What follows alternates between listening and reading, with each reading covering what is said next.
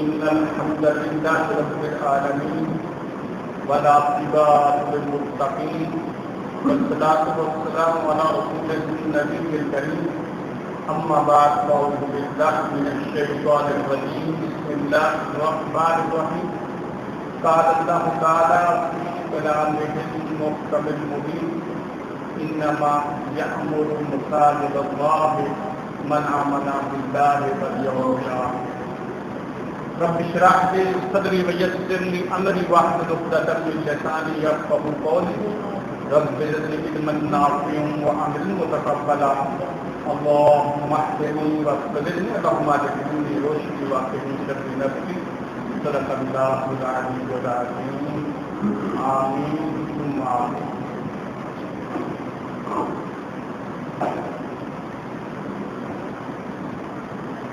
عزیزان گرامی،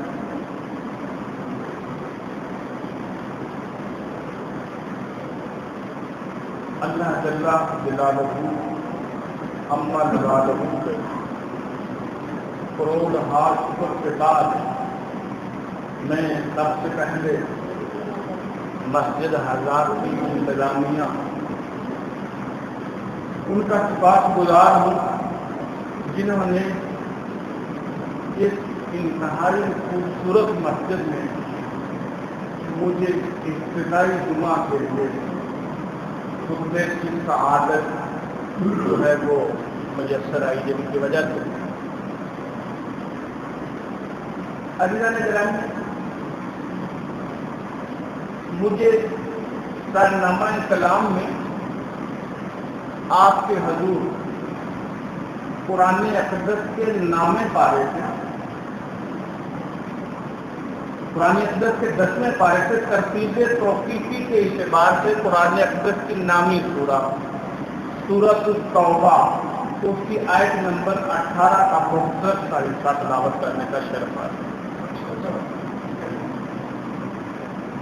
اس آیت مبارکہ میں اللہ جل جلالہ ارشاد فرماتے ہیں انما یأمر مساجد اللہ، بے شک اللہ کی مسجدیں وہی لوگ تعمیر کرتے ہیں، وہی لوگ آباد کرتے ہیں من آمن باللہ والیوم الآخر، جو اللہ اور روز آخرت پر یقین ہے۔ بلکہ اس کا اگر میں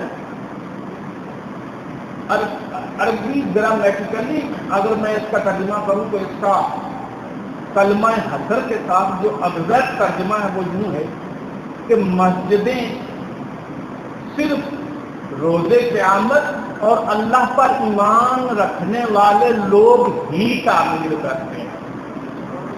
یہ اس کا کلام حسر میں اس کا ترجمہ انما کلام حسر ہے۔ امام غزالی رحمۃ اللہ علیہ کیمیاء سعادت میں حضور علیہ السلام کا ایک فرمان نقل کیا ہے کہ جس شخص نے اطاعت، یہ چھوٹا سا پرندہ ہے اور اس کا چھوٹا سا گھونسلہ ہوتا ہے، حضور علیہ السلام کا فرمان کہ جس نے اطاعت پرندے کے گھونسلے کے برابر مسجد تعمیر کی، اندازہ کرو پرندے کے گھونسلے کے برابر، حضور علیہ السلام ارشاد فرماتے ہیں اللہ اس کے لیے جنت میں ایک محل تمہید کرے، صرف ایک جانور کے گھونسلے کے برابر۔ کتنی مسجد کی فضیلت ہے۔ حضرت شاہ ولی اللہ محدث دہلوی رحمۃ اللہ علیہ ہمارے ہندوستان میں آج سے 300 برس پہلے اتنی بڑی شخصیت گزرے ہیں کہ نہ ان سے پہلے نہ ان کے بعد ابھی تک ان کے پائے کا کوئی برے صغیر کے اندر کوئی عالم نہیں گزرا۔ حضرت شاہ ولی اللہ محدث دہلوی اتنے بڑے عالم ہیں، اور اگر ہم پیچھے کی طرف جائیں تو 300 سال پیچھے جا کر ہم حضرت شاہ ولی اللہ محدث دہلوی رحمۃ اللہ علیہ کے پاس پہنچ کر ہم چاہے بریلوی ہوں، چاہے دیوبندی ہوں، چاہے اہل حدیث ہوں، کسی بھی مسلک سے تعلق رکھتے ہیں، وہاں جا کر ہم سب ان کو سب عزت و احترام کی نگاہ سے دیکھتے ہیں. یعنی بڑے صغیر کے اندر اللہ تعالیٰ نے حضرت شاہ ولی اللہ محدث دہلوی رحمۃ اللہ علیہ کو جو مقام عطا کیا وہ اور کسی کے حصے میں نہیں آیا. اور حضرت شاہ ولی اللہ محدث دہلوی کے علم کے بارے میں کہا جاتا تھا کہ اللہ نے جتنا ان کو علم عطا کر رکھا تھا، اگر وہ سارا علم کوئی پبلشر کتابی شکل میں شائع کرتا اور اس علم کے اوپر، ان کتابوں کے اوپر آپ کو رائلٹی پے کی جاتی. رائلٹی یعنی مصنف کو، رائٹر کو لکھنے پر جو معاوضہ دیا جاتا ہے. حضرت شاہ ولی اللہ نے جتنا علم ان کو عطا کیا تھا، وہ سارا علم اگر کتابی شکل میں کوئی پبلشر شائع کرتا اور اس پر آپ کو رائلٹی پے کی جاتی، تو اس رائلٹی پہ آپ اگر 2.5% زکوٰۃ ادا کرتے تو وہ زکوٰۃ کی رقم اتنی بن جاتی کہ کہا جاتا ہے کہ اس وقت کے امت بھر کے علماء اس زکوٰۃ پر پالی جاتی. اتنا علم اللہ نے حضرت شاہ ولی اللہ کو عطا کیا تھا. تو حضرت شاہ ولی اللہ محدث رحمۃ اللہ علیہ نے اپنی شہرا کتاب حجت اللہ البالغہ میں نقل کیا ہے کہ 4 چیزیں ہیں جو سب سے بڑی شاعر اللہ شاعر شعیرہ کی جمع ہے، اور شعیرہ اس چیز کو کہتے ہیں جو اللہ کا شعور عطا فرمائے. تو حضرت شاہ ولی اللہ فرماتے ہیں کہ اللہ نے سب سے بڑی 4 شاعر جو ہیں وہ پیدا کیے. 4 شاعر اللہ ہے. نمبر 1 سب سے بڑا شاعرہ قرآن پاک. نمبر 2 حضرت محمد صلی اللہ علیہ وسلم. نمبر 3 کعبۃ اللہ. اور نمبر 4 نماز. حضرت شاہ ولی اللہ فرماتے ہیں یہ 4 چیزیں شاعر اللہ میں سے ہیں. حضرت محمد صلی اللہ علیہ وسلم، کعبۃ اللہ، نماز 3 اور چوتھی کھانا کعبۃ بتا چکا قرآن پاک. اب اس میں سے ایک شاعرہ جو ویسے تو اس کے علاوہ بھی ہر کائنات کی شے جو ہے وہ اللہ کا ہمیں شعور بخشتی ہے. حضرت شاہ ولی اللہ نے کہیں مثال دی ہے کہ جس طرح ایک گھڑے کو آپ ریت سے بھر دیں اور اس کے اندر پانی ڈال دیں تو پانی ریت کے ایک ذرے تک پہنچ جائے گا لیکن پانی نظر نہیں آئے گا. ایسے ہی کائنات کی ہر شے کے اندر اللہ تعالیٰ کی جھلک جو ہے وہ موجود ہے. وہ ظاہر اتنا ہے کہ ہر شے میں نظر آتا ہے، چھپا اتنا کہ وہ کہیں کوئی آنکھ اس کو دیکھ نہیں سکتی. تو ان 4 شاعر اللہ میں سے ایک ہے کعبۃ اللہ، اللہ کا کعبہ. اور حضور علیہ الصلوۃ والسلام ارشاد فرماتے ہیں کہ ساری مسجدیں کعبہ کی بیٹیاں، ساری مسجدیں کعبہ کی بیٹیاں. اور اللہ کی نظر میں ان مسجدوں کا اتنا احترام ہے کہ حضور علیہ الصلوۃ والسلام فرماتے ہیں قیامت کے روز اللہ قرآن کے حروف اور ان مسجدوں کو ایسے ہی اٹھا کے اپنے عرش پر لے جائے گا. قرآن کے حروف اور مسجدیں، دنیا میں جتنی بھی مسجدیں ہیں اللہ ان کو ایسے ہی اٹھا کے اپنے عرش پر لے جائے گا روز قیامت. یہ زمین پر نہیں ہوں. حضور علیہ الصلوۃ والسلام کا ایک ارشاد ہے کہ جو شخص باوضو ہو کر، حدیث میں یہ الفاظ ہے، باوضو ہو کر مسجد کی طرف چل نکلتا ہے تو مسجد میں اس کے استقبال کے لیے اللہ اس سے پہلے موجود ہوتے ہیں. جو شخص باوضو ہو کر مسجد کی طرف چلا آتا ہے تو اللہ اس کے استقبال کے لیے حضور فرماتے ہیں پہلے سے ہی مسجد میں موجود ہوتے ہیں. یعنی آپ اندازہ کریں کہ باوضو شخص جو مسجد کی طرف آ رہا ہے وہ اللہ کا کتنا بڑا مہمان ہے کہ اللہ اس کے استقبال کے لیے خود مسجد میں موجود ہوتے ہیں. اور آپ صلی اللہ علیہ وسلم فرماتے ہیں وہ باوضو ہو کر جتنے قدم اٹھاتا ہے، جتنے بھی قدم اٹھاتا ہے، اس کو ہر قدم پر ایسے اجر مل رہا ہوتا ہے جیسے وہ احرام باندھ کر چل رہا ہے۔ کتنی فضیلت ہے باوضو مسجد کی طرف چل کر آنے کہ جیسے وہ احرام باندھ کر مسجد کی احرام باندھ کر چل رہا ہو، اس قدر فضیلت ہے۔ عزیزان گرامی،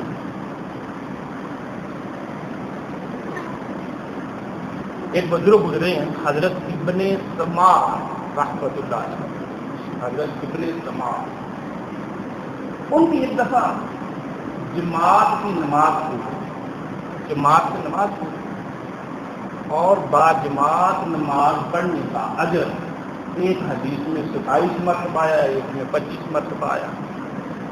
بہرحال انہوں نے کیا کیا، جب ان کی جماعت چھوٹ گئی تو انہوں نے گھر میں 27 مرتبہ نماز کو ادا کیا، اجر پورا کرنے کے لیے 27 مرتبہ اس کو ادا کیا۔ تو جب 27 مرتبہ وہ نماز پڑھ چکے تو غیبی فرشتہ جسے حاطف کہتے ہیں، حاطف نامی وہ فرشتہ جو غیب میں رہ کر بندوں سے بات چیت کرتا ہے، بعض دفعہ میں خیر کی آواز آتی ہے لیکن بندہ کوئی نہیں دکھائی دیتا، تو حدیث شریف میں آتا ہے وہ حاطف فرشتہ ہے جو غیب میں رہ کر بندوں سے بات کرتا ہے۔ تو جب حضرت ابن سما رحمۃ اللہ علیہ 27 مرتبہ نماز پڑھ چکے، وہ ڈفرنس پورا کرنے کے لیے وہ گیپ کہ نماز با جماعت پڑھنے کا ثواب 27 گنا زیادہ ہے، تو حاطف نے انہیں آواز دی، اے ابن سما، اس 27 مرتبہ نماز کو پڑھ چکا، لیکن مجھے یہ بتاؤ کہ جب امام دوران تلاوت ولدالین کہتا ہے تو حدیث شریف میں آتا ہے کہ اس کی ولدالین کہنے کے بعد فرشتے بھی آمین کہتے ہیں۔ تو حضرت ابن سما سے حاطب کہتا ہے کہ مجھے یہ بتاؤ کہ 27 مرتبہ نماز کو تو پڑھ چکے ہو لیکن وہ فرشتوں کی آمین کہاں سے لاؤ گے؟ تو عزیزان گرامی، ایک بھی وہ نماز جو ہم مسجد میں ادا کرتے ہیں، وہ چاہے 27 مرتبہ کیا 27,000 مرتبہ وہ اس نماز کو ہم اکیلے میں پڑھ لیں تو اس کا اجر جو ہے وہ پورا نہیں ہوگا۔ اور آپ صلی اللہ علیہ وآلہ وسلم ارشاد فرماتے ہیں کہ جو شخص مسجد میں داخل ہو تو سب سے پہلے تو مسجد میں داخلے کی دعا، اللہم افتح لی ابواب رحمتک، اللہ میرے لیے اپنی رحمت کے دروازے کھول دو۔ لیکن اس دعا کو سناتے ہوئے ایک چھوٹا سا حضرت حسن بصری کا ایک بڑا دلچسپ واقعہ کتابوں میں ملتا ہے کہ ایک نوجوان حضرت حسن بصری کے پاس آیا اور آ کے کہتا ہے کہ حضرت میرے لیے دعائے خیر فرمائیں کہ اللہ اپنی رحمت کے دروازے کھول دے۔ ہم جیسے کسی نیک شخص ملیں تو اس سے کہتے ہیں حضرت ہمارے لیے دعا۔ ایسے ہی حضرت حسن بصری سے کسی نوجوان نے کہا کہ حضرت دعا کیجیے کہ اللہ میرے لیے اپنی رحمت کے دروازے کھول دے۔ حضرت حسن بصری فرمانے لگے اللہ کے بندے مجھے یہ تو بتا کہ اللہ نے اپنی رحمت کے دروازے بند کر دیے۔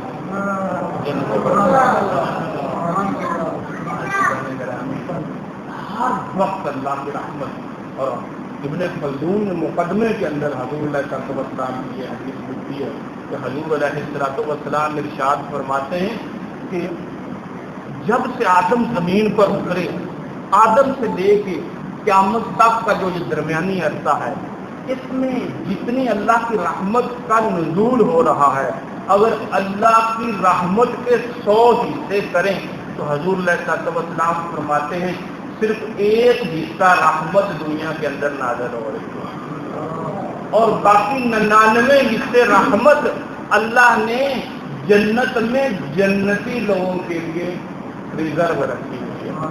اب آپ اندازہ کریں 1% رحمت وہ کتنی زیادہ ہمیں محسوس ہو رہی ہے، اور وہ 99% رحمت اللہ کی کیا ہوگی۔ تو خیر جب مسجد میں داخل ہوتے ہیں یہ دعا پڑھتے اللہم افتح ابواب رحمت۔ حضور علیہ الصلوۃ والسلام جب مسجد میں داخل ہوتے ہیں، اور بھی بیچ میں دعائیں آئی ہیں، آتے ہی مسجد کے دائیں طرف پہلی صف میں بیٹھنے کا اجر، پہلی صف میں بیٹھنے کا اجر آپ اندازہ کریں۔ ایک حدیث میں حضور علیہ الصلوۃ والسلام ارشاد فرماتے ہیں کہ اگر مسجد میں پہلی صف میں دائیں طرف بیٹھنے کا لوگوں کو اگر اجر معلوم ہو جائے تو لوگ ہر نماز کے وقت پورا ڈالا کریں، پورا اندازی کیا کریں، جس کا نام نکلے گا بس وہی دائیں طرف بیٹھے گا۔ اتنا اجر ہے دائیں طرف بیٹھنے کا۔ آپ نے معروف بات ہے کہ اللہ تعالیٰ ان اللہ و ملائکتہ یصلون علی النبی، اللہ اور اس کے فرشتے رسول اللہ صلی اللہ علیہ وسلم پر درود پڑھتے ہیں۔ یہ ایک کام ہے واحد جو اللہ کرتا ہے۔ آپ اندازہ کریں گے کتنا بڑا کام ہے درود پڑھنا، جس میں مخلوق بھی شامل ہے اور خالق بھی شامل ہے۔ کتنا بڑا یہ عمل ہے درود پڑھنا۔ اور حضور علیہ الصلوۃ والسلام فرماتے ہیں جو شخص مسجد کی پہلی صف میں دائیں طرف آ کر بیٹھ جاتا ہے اس کے اوپر اللہ اور اس کے فرشتے درود پڑھتے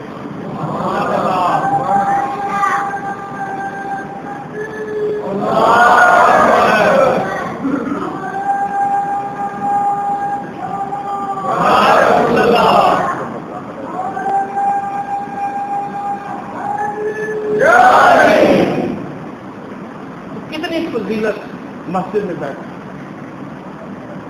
اصل کی بات ہے یہ جملہ تو مسجد کی اہمیت کے متعلق میں کہتا ہوں، باقی سب باتیں اس سے چھوٹی ہیں جو سیدنا علی المرتضیٰ نے مسجد کی شان میں کہا۔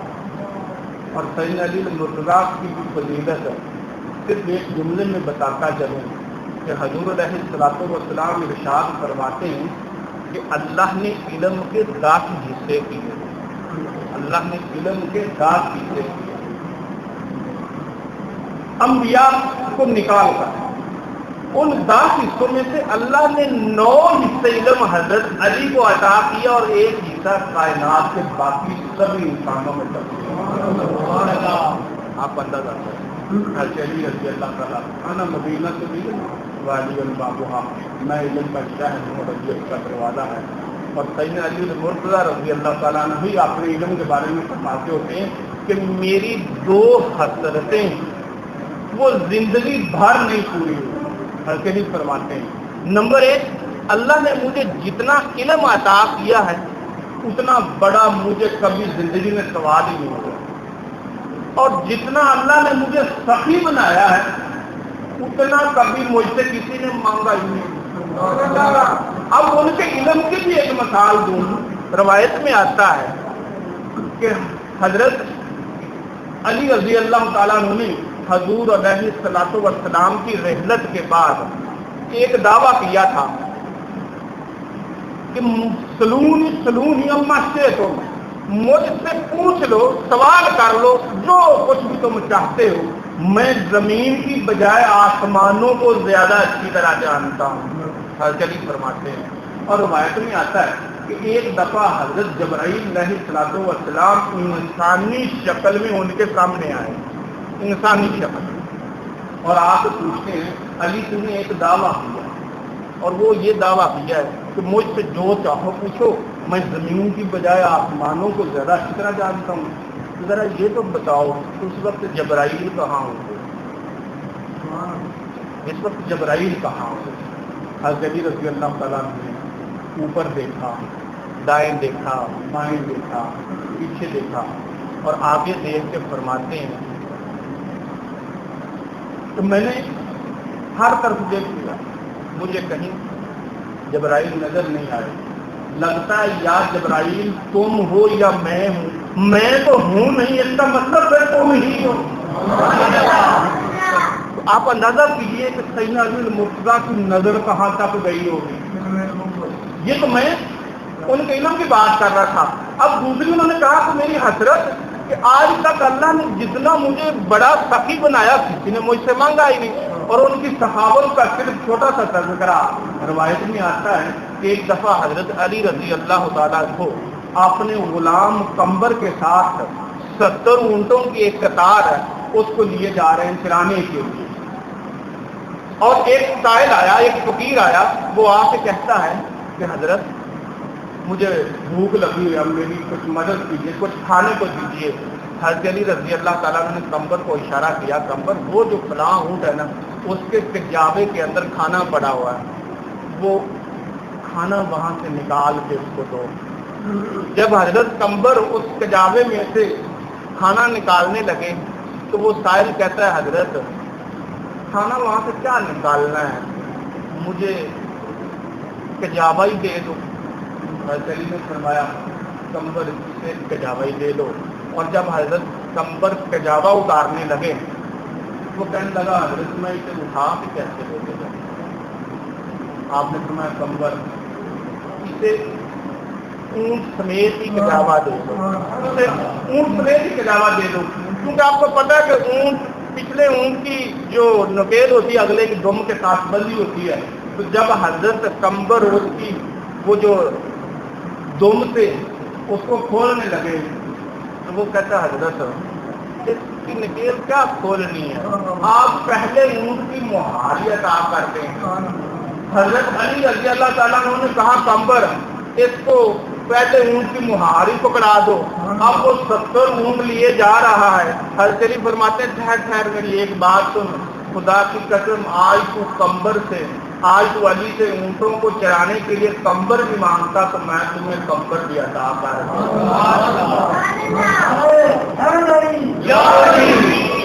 آپ اندازہ کیجیے حضرت علی رضی اللہ تعالیٰ کی صحابت کا. تو حضرت علی کا یہ تعارف, علمی تعارف کرانے کے بعد میں ایک جملہ مسجد کے بارے میں یقین کیجیے اس سے پہلے جو گفتگو کی جو اس کے بعد کروں گا وہ سب اس ایک جملے کی شرح ہے. اور یہ میری طرف سے آج آپ لوگوں کے لیے تحفہ ہے. سچی بات ہے, اس سے بڑا میرے حافظے نے کوئی جملہ مسجد کے احترام میں, مسجد کی فضیلت میں میرے حافظے نے کوئی محفوظ نہیں کیا. ذرا ایک دفعہ ضرور پڑھیے اور پھر وہ جملہ سنیے.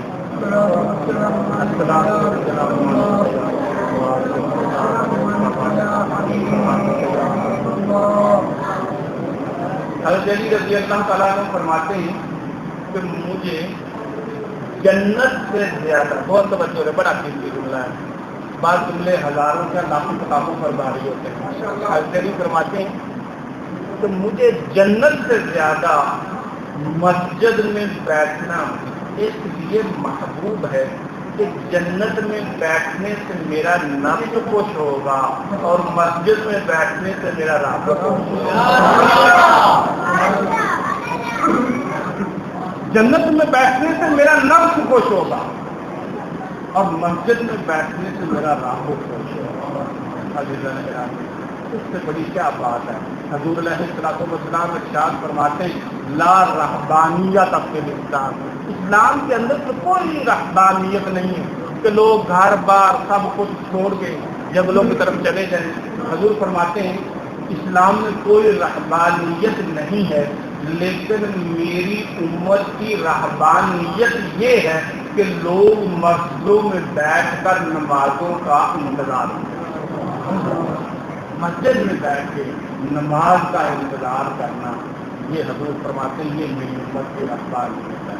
آپ صلی اللہ علیہ وآلہ وسلم فرماتے ہیں جو شخص جتنی دیر مسجد میں بیٹھا رہتا ہے وہ گویا ایسے ہی ہوتا ہے جیسے وہ نماز کے اندر مشغول ہوتا ہے. یعنی مسجد میں بیٹھنا بھی ایسے ہی ہے جیسے نماز کے اندر مشغول رہنا. اور ایک حدیث میں حضور علیہ السلام ارشاد فرماتے ہیں المؤمن فی المسجد کالسمک فی الماء, مومن کو مسجد میں ایسے ہوتا ہے جیسے پانی کے اندر مچھلی ہوتی ہے. یقین کیجیے اس حدیث سے ہم اپنے آپ کو بھی پرکھ سکتے ہیں. ہم مسجد میں آئے بیٹھے تو ہمیں ہزار کام یاد آ رہے ہوتے ہیں, تڑپ رہے ہوتے ہیں. اور جو ہی مسجد سے باہر نکلتے ہیں یہ کافی یاد نہیں ہوتا. تو حضور صلی اللہ علیہ وسلم نے مومن کی یہاں پہ علامت بھی ارشاد فرمائی. المومن فی المسجد کالسمک فی الماء, کہ مومن تو مسجد میں ایسے ہوتا ہے جیسے پانی کے اندر مچھلی. اور منافق کے بارے میں اور اس حضور کے فرمان کے اوپر آپ نظر غیر آپ اس کا جائزہ لیجیے کہ حضور کیا بات ارشاد فرما رہے ہیں. آپ صلی اللہ علیہ وسلم فرماتے ہیں المنافق فی المسجد کالطیر فی القفص, کہ منافق تو مسجد میں ایسے ہوتا ہے جیسے پنجرے کے اندر پرندہ ہوتا ہے. آپ اندازہ کیجیے اگر ہماری مسجد کے اندر بیٹھ کے وہ حالت نہیں بنتی کہ جو پانی کے اندر مچھلی کی ہے, تو پھر اندازہ کیجیے کہ ہمارے اندر نفاق کتنا ہوگا. ہمارے اندر کا جو نفاق ہے اس کو پرکھنے کے لیے یہی کسوٹی ہی کافی ہے. مسجد کے ساتھ ہمارا تعلق کتنا ہے. آپ صلی اللہ علیہ وآلہ وسلم ارشاد فرماتے ہیں کہ جس شخص کو مسجد میں بکثرت دیکھو اس کے ایمان کی گواہی, اس کے مومن ہونے کی گواہی لو. حضرت مولانا عبید اللہ سندھی رحمۃ اللہ علیہ نے ایک بڑی زبردست آبزرویشن لکھی ہے. فرماتے ہیں کہ ہم گھروں میں نماز پڑھیں تو ہمیں لطف زیادہ آتا ہے. اکیلے میں ہوں, تنہائی میں ہوں, بند کمرے میں ہوں, زیادہ لطف آتا ہے. یہ کیا حکمت ہے کہ اللہ نے ہمیں حکم دیا کہ جاؤ مسجدوں میں جا کے نمازیں ادا کرو. مسجد کے اندر اگر دیکھا جائے تنہائی میں خشوع و خضوع زیادہ ہوتا ہے, لیکن اللہ کا حکم ہے مسجدوں کی طرف آؤ.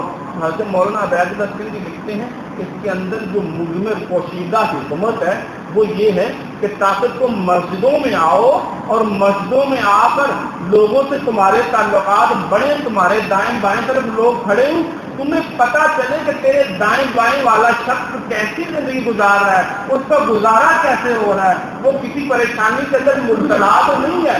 مقصد اللہ کا مسجد میں بھیجنے کا یہ تھا, حکمت یہ تھا, حکمت یہ تھی. لیکن آج ہم سالوں نماز پڑھ لیتے ہیں, لیکن بعض دفعہ ہمیں اپنے دیگر نمازی ساتھی کا پتہ ہی نہیں ہوتا, پتہ نہیں وہ کس حال میں. ہم اس حکمت سے, اور اگر تھوڑی سی غلط بات کرتا چلا جاؤں, آج کی جو مسجدیں, سچی بات یہ ہے, میرے کو سارے رحمۃ اللہ بولتے تھے آج مسجدیں پکی ہیں لیکن نمازی کچے ہیں. کبھی مسجدیں کچی ہوتی تھیں اور نمازی پکے ہوتے تھے. حضرت سعید بن مسیب رحمۃ اللہ علیہ فرماتے 40 برس تک میں نے اذان مسجد میں بیٹھ کے سنی ہے. 40 برس تک آپ اندازہ کیجیے. تو وہ مقصد ہم فوت کر رہے ہیں. آج کی مسجدیں ہمیں تقسیم کر رہی ہیں. سچی بات یہ مطلبوں کی پہچان بن گئی ہے. دراصل بات ہے لیکن سچ تو کہنا ہی ہے. یہاں ہمارے پاکستان میں دو بڑے جید عالم گزرے ہیں. ایک سے مولانا داؤد غزنوی رحمۃ اللہ علیہ, وہ ہمارے اہل حدیث مطلب کے ایک بڑے عالم تھے. اور اسی دور میں مولانا احمد علی لاہوری رحمۃ اللہ علیہ, یہ دیوبند مطلب کے بہت بڑے عالم تھے. اب مولانا داؤد غزنوی جو کہ اہل حدیث ہیں, وہ اپنے ساتھیوں کے ساتھ, میں بتانا چاہ رہا ہوں کہ ہمارے اسلاف, ہمارے بڑے, انہوں نے مسجدوں کو کیسی اہمیت دی. حضرت مولانا داؤد غزنوی رحمۃ اللہ علیہ مولانا احمد علی لاہوری کے ہاں اپنے ساتھیوں سمیت مغرب کی نماز کے لیے آ رہے تھے. اور حضرت مولانا داؤد غزنوی اپنے ساتھیوں سے کہنے لگے کہ بھئی میرے دوستو, آج ہم جس شخص کے مہمان بن رہے ہیں وہ حنفی ہے, اور وہ نہ تو رفع یدین کے ساتھ نماز پڑھتے ہیں اور نہ وہ آمین بالجہر کہتے ہیں. وہ آمین بھی خاموشی سے کہتے ہیں. آج آپ ان کے مہمان بن رہے ہیں, تو آج آپ نے اپنے میزبان کے احترام میں نہ تو رفع یدین کرنا ہے اور نہ آمین بالجہر کہنا ہے. اچھا, دوسری طرف مولانا احمد علی لاہوری اپنے مریدوں سے کیا کہہ رہے ہیں, شیرا والا ان کا مرکز ہے اور ابھی تک وہی مرکز ہے. وہ فرما رہے ہیں کہ بھئی دوستو آج وہ ہمارے مہمان بن رہے ہیں، آپ کو پتہ ہونا چاہیے وہ اہل حدیث ہے، اہل حدیث رفع یدین کے ساتھ نماز پڑھتے ہیں اور آمین بھی بالجہر کہتے ہیں۔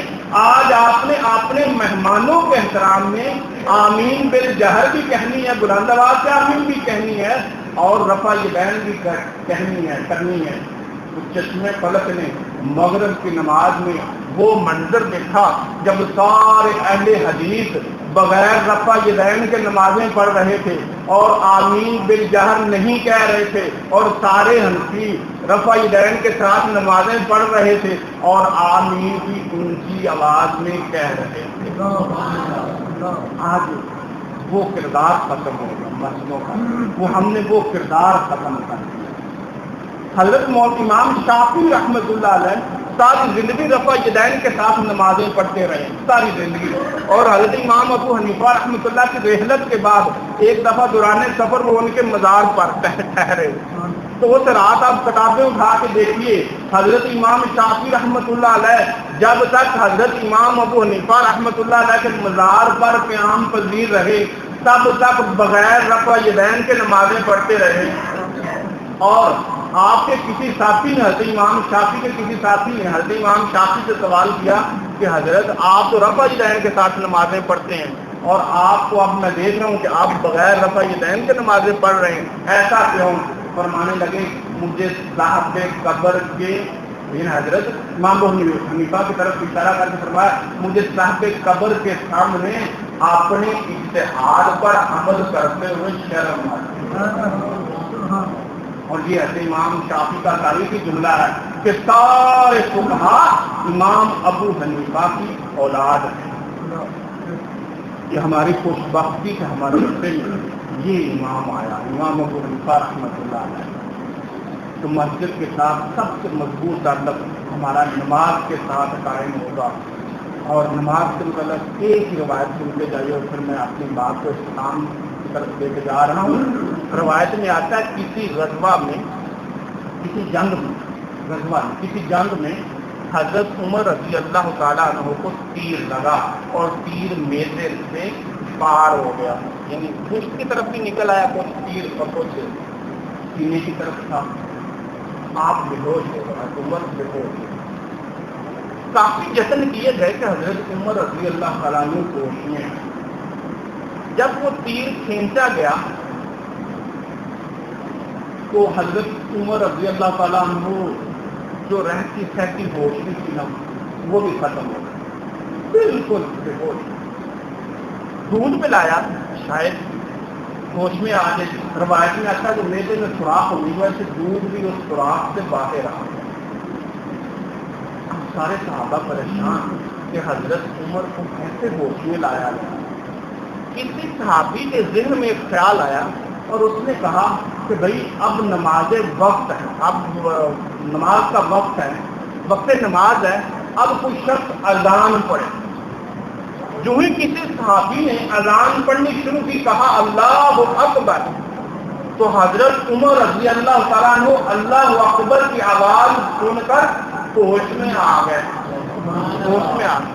اور لکھنے والا بڑی عجیب بات لکھتا ہے، کہتا ہے کہ صحابہ کیسے لوگ تھے کہ اگر اذان کی آواز سنے تو ہوش میں آ جاتے تھے، ہم کیسے ہوش مندی میں رہتے ہیں کہ اذان سنتے ہیں اور ٹاکتے مات نہیں ہوتے۔ اس کا مطلب ہے ہماری ہوش ان کی بے ہوشی سے بڑی ہوئی ہے۔ عزیزان گرامی لمحہ کیجیے، صحابہ تو اذان سنے تو ہوش میں آ جائیں، ہم اذان سنتے ہیں ہم اپنے ہی کاموں میں مصروف رہتے ہیں۔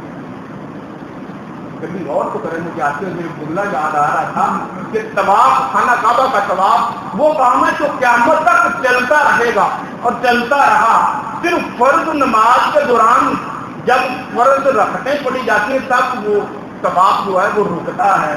عزیزان گرامی غور تو کریں، کیا تیرا کام اس طواف سے زیادہ اہم ہے؟